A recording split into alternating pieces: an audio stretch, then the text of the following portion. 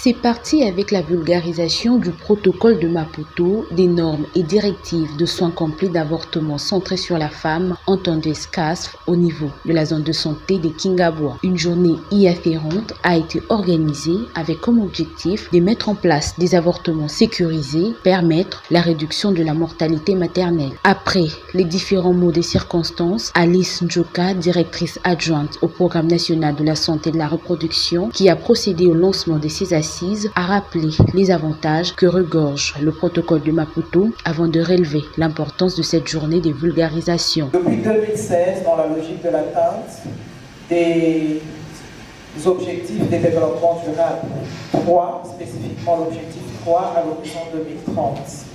C'est ainsi que la RDC a adhéré au protocole de Maputo.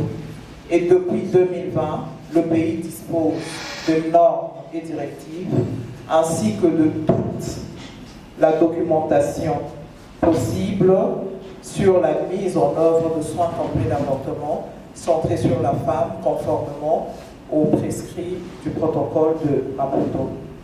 Le PENSER félicite en général tous les acteurs qui travaillent pour la réduction de décès maternels à travers la vulgarisation du protocole de Maputo et remercie tout particulièrement MSI pour l'appui apporté à la tenue de cette activité.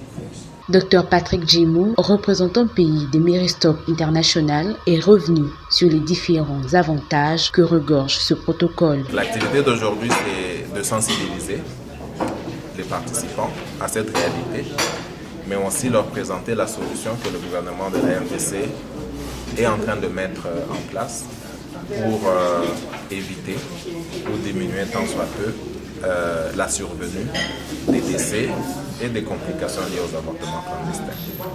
Et une des solutions que le gouvernement a appliquées, c'était un peu l'élargissement des bases légales qui permettent l'avortement de façon légale.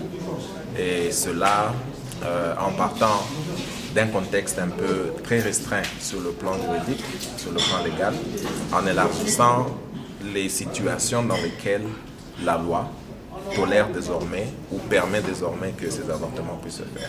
S'en est suivi de la présentation de différents exposés, notamment l'évidence de la santé sexuelle et reproductive et les avortements dans le monde, en Afrique et en RDC. La présentation du processus d'implémentation de soins complets d'avortement centré sur la femme en RDC aux parties prenantes. Le cadre juridique de l'avortement en RDC. La contribution de la société civile, coalition de lutte contre les grossesses non désirées en nécessaire avortement, ainsi que la présentation des normes et directives de soins complets d'avortement centrés sur la femme qui est venue boucler la série des exposés. Après un bref échange, la journée s'est clôturée par la synthèse des travaux.